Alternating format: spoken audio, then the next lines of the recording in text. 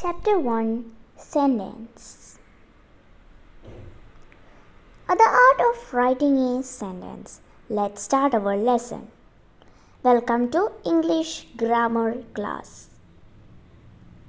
Hello friends, welcome back to our channel. അപ്പോൾ guys നമ്മൾ ഇന്നൊരു ഇൻഫോർമേറ്റീവ് ആയിട്ടുള്ള ഒരു വീഡിയോ ആണ് ഇടാൻ വേണ്ടി പോകുന്നത്. ഇംഗ്ലീഷ് ഗ്രാമർ ക്ലാസ് ആണ്. അതിൽ ഞാനിപ്പോൾ പഠിപ്പിക്കാൻ വേണ്ടി പോകുന്നത് സെൻറ്റൻസ് ആണ്. സെൻറ്റൻസ് എന്താണെന്ന് നമുക്ക് എല്ലാവർക്കും അറിയാൻ പറ്റും. സെൻറ്റൻസ് എന്ന് പറഞ്ഞാൽ അത് കുറേ തോട്ട്സ് ആണ്. നമ്മുടെ തോട്ട്സ് ഒക്കെ എക്സ്പ്രസ് ചെയ്യാൻ പറ്റുന്ന ഒരു line of group of words ആണ് എന്താ സെൻറ്റൻസ് എന്ന് വെച്ചാൽ. നമ്മൾ സാധാരണ കൊച്ചു ക്ലാസ് തൊട്ടേ പഠിക്കുന്നതാണ് സെൻറ്റൻസ് എന്താണെന്നുള്ളത്. Sentence is A group of word that makes A complete sense. Sentence ഒരു കംപ്ലീറ്റ് സെൻസ് മേക്ക് ചെയ്യും. പക്ഷേ ഏതാണ് കംപ്ലീറ്റ് സെൻസ് മേക്ക് ചെയ്യാത്തത്? ഫ്രേസ് ആണ്. ഫ്രേസ് ഒരിക്കലും കംപ്ലീറ്റ് സെൻസ് മേക്ക് ചെയ്യത്തില്ല. പക്ഷേ സെൻറ്റൻസ് എപ്പോഴും ഒരു കംപ്ലീറ്റ് സെൻസ് മേക്ക് ചെയ്യും. പിന്നെ സെൻറ്റൻസ് 4 ടൈപ്സ് ഓഫ് സെൻറ്റൻസ് ആണ് ഉള്ളത്. Declarative, imperative, interrogative and exclamatory. Declarative സെൻറ്റൻസിനെ കുറിച്ച് പറഞ്ഞാലാണെങ്കിൽ ആ വാക്കിൽ തന്നെ ഉണ്ട് അതെന്തോ ആണെന്ന്. Declarative sentence means to declare something. എന്തെങ്കിലും ഒന്നിനെ ഡിക്ലെയർ ചെയ്യണമെങ്കിൽ ഡിക്ലറേറ്റീവ് സെൻറ്റൻസ് ആണ് നമ്മൾ യൂസ് ചെയ്യുന്നത്. അതിന് വേറൊരു പേരും കൂടിയുണ്ട്, അസേർട്ടീവ്. അസേർട്ടീവ് സെൻറ്റൻസ് എന്നും വിളിക്കും, സ്റ്റേറ്റ്മെൻറ്റ്സ് എന്നും വിളിക്കും. കാരണം ഡിക്ലറേറ്റീവ് സെൻറ്റൻസ് പ്രധാനമായിട്ടും സ്റ്റേറ്റ്മെൻറ്റ്സ് ആണ്. അത് ഫുൾ സ്റ്റോപ്പിലായിരിക്കും എപ്പോഴും എൻഡ് ചെയ്യുന്നത്.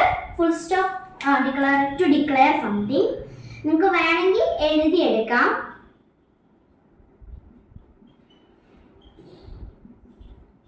എപ്പോഴും ഫുൾ സ്റ്റോപ്പിലായിരിക്കും എൻഡ് ആവുന്നത്. ഇതാണ് ഫുൾ സ്റ്റോപ്പ്. എക്സാമ്പിൾ പറയുകയാണെങ്കിൽ Virat Kohli India won in the cup match. അതൊരു സ്റ്റേറ്റ്മെന്റ് ആണ്. അപ്പോൾ അത് ഒരു ഡിക്ലറേറ്റീവ് സെൻറ്റൻസ് ആണ്. ഡിക്ലറേറ്റീവ് സെൻറ്റൻസ് കഴിഞ്ഞാൽ നമുക്ക് വരുന്നത് ഇമ്പറേറ്റീവ് സെൻറ്റൻസ് ആണ്. ഇമ്പറേറ്റീവ് സെൻറ്റൻസിനെ കുറിച്ച് പറയാൻ വലുതായിട്ടുള്ളതെന്ന് വെച്ചാൽ അതൊരു കമാൻഡ് ആയിരിക്കും, അല്ലെങ്കിൽ ഒരു സജഷൻ, അല്ലെങ്കിൽ ഒരു റിക്വസ്റ്റ്. ഓക്കെ, സജഷൻ അല്ലെങ്കിൽ ഒരു റിക്വസ്റ്റ്. കമാൻഡ് എന്ന് പറഞ്ഞാൽ ഒരു ആജ്ഞാപനയായിരിക്കും. ക്ലോസ് ദ വിൻഡോ അങ്ങനെയൊക്കെ പറയുന്നത് ഒരു ആജ്ഞാപനയാണ്. സജഷൻ എന്ന് വെച്ചാൽ you can make that colour with pink. അതൊരു സജഷൻ ആണ്, ഒരു അഭിപ്രായം. റിക്വസ്റ്റ് എന്ന് പറഞ്ഞാൽ ഒരു അപേക്ഷ. നമ്മൾ അപേക്ഷയൊക്കെ പറയത്തില്ലേ, can you please give me water, അങ്ങനെയൊക്കെ പറയുന്നതാണ് റിക്വസ്റ്റ്. അപ്പോൾ ഇമ്പറേറ്റീവ് സെൻറ്റൻസ് അത്രേ ഉള്ളൂ. അതിൻ്റെ എല്ലാം അത് എളുപ്പമാണ് ഇമ്പറേറ്റീവ് സെൻറ്റൻസ്. പിന്നെ വരുന്നത് പറഞ്ഞാൽ ഇൻ്ററോഗേറ്റീവ് സെൻറ്റൻസ് ആണ്. ഇൻ്ററോഗേറ്റീവ് സെൻറ്റൻസ് എന്ന് പറഞ്ഞാൽ അപ്പോൾ ഇപ്പോൾ അടുത്തെന്ന് പറഞ്ഞാൽ ഇൻ്ററോഗേറ്റീവ് സെൻറ്റൻസ് ആണ്. ഇൻ്ററോഗേറ്റീവ് സെൻറ്റൻസ് എന്ന് പറഞ്ഞാൽ ക്വസ്റ്റ്യൻസ് ആണ് മൊത്തത്തിൽ വരുന്നത്.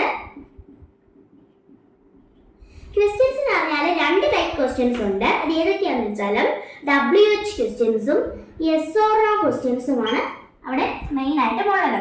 അതിൽ ഓൾറെഡി ഉള്ളത് അതൊരു WH ക്വസ്റ്റ്യൻസ് ആണ്. WH വെച്ച് തുടങ്ങുന്നതാണ് WH questions. Yes or no എന്ന് പറഞ്ഞാൽ അതിന് യെസ്സും നോയും എന്ന് മാത്രമുള്ള ഒരു ആൻസറേ ഉണ്ടാക്കുള്ളൂ. അപ്പം